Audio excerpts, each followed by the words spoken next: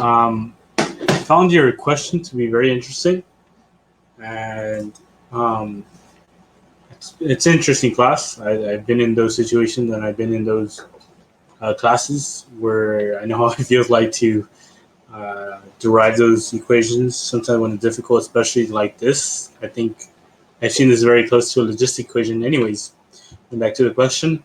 It's good also, I think, to kind of create a picture so you have an idea of how things are working and how things are going, in a sense, and what's happening inside the picture. So we look at the lake, and we're given by the poem that over time that the lake is going to be growing, right, with the estimated population.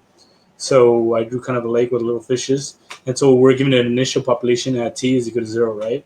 So we're given the model of the differential equation as the differential of n is equal to a of n minus a over b over n squared. You could do it two ways, but I decided to do it a little bit the long way. But you could also um, have changed this a over b as some constant k, and kind of argue that as long as b is not greater than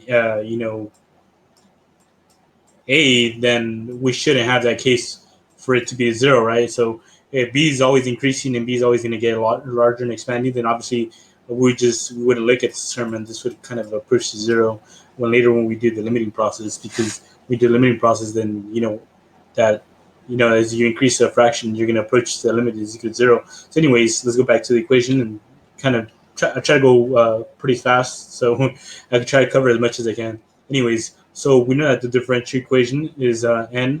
The derivative is equal to a of n minus a over b over n squared. So right away, you could kind of already notice that if you kind of rearrange the equation in this form, where you have the derivative minus a of n is equal to this portion over here, you can kind of already see that it's going to involve something like the integrating factor, since you have a differential plus some fraction here times your n is equal to some kind of q.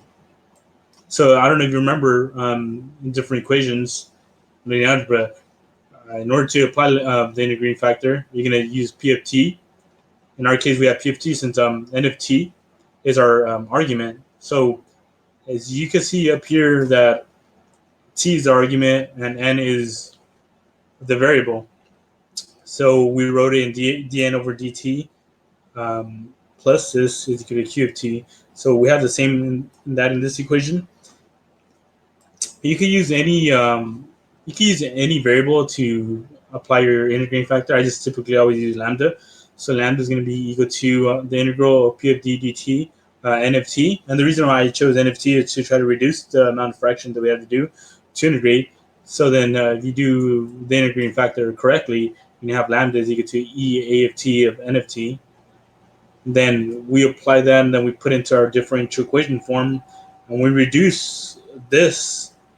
We're going to have e of at times your differential is going to go to the right hand side.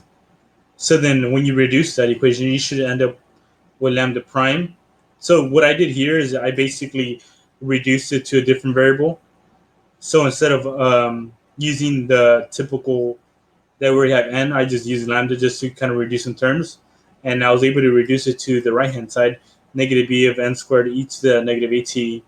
If you work out the integrating factor, you could it's going to be more expanded, because I just try to make it much easier for you when you're doing the equation. So I was left with lambda is equal to negative b lambda squared e of t, and if we go back and we kind of replace that, we're going to be left with this equation, d over t and this, and then basically you're going to go down, and then you're going to use remember a little bit of partial decomposition. And after you reduce partial decomposition, you're going to have something of this form, and then you want it in terms of n on one side. So then you're going to be left with e of at minus c is equal to n over a minus b of n, and that's when you're going to plug in the initial conditions. So here, if you remember that this, you kind of have to kind of remember from Calc 2 how to do partial decomposition. You're going to have to kind of review that again. And so we're going to be left, when you apply with the initial conditions, something like this. E of at plus n sub 0 minus 1 is equal to n over a, e minus b over n. And then you kind of have to reducing, and then you can apply the rest in MATLAB if you know how to do that. And I'm pretty sure if you're in this class, you know how to do it. So sorry, I mean, excuse my time, but I try to do the best I can. Hopefully any of this helps.